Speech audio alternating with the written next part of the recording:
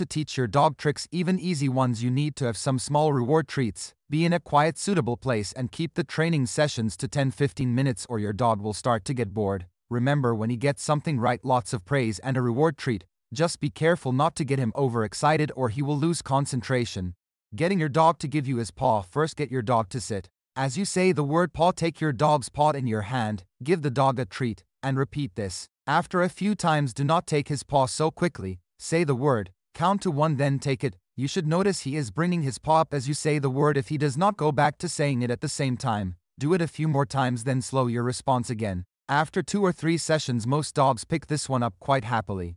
The high five. Like a lot of tricks, the high five is a progression of an earlier trick, in this case the paw trick. Hold a treat in your fingers and raise your hand slightly higher than you would for the paw trick. Your dog will think you want to do the paw trick and will reach for the treat with his paw as we taught him earlier. As he reaches up, you say high five and give him the treat. Once your dog has mastered the paw trick, this one should be very easy to learn, and with just a few sessions he will be doing it on hand signal rather than voice control. Getting your dog to jump through a hoop. Before you start this one, I would just like to ask you to be a little sensible and not hold the hoop too high, as you do not want your dog to hurt himself while doing the trick.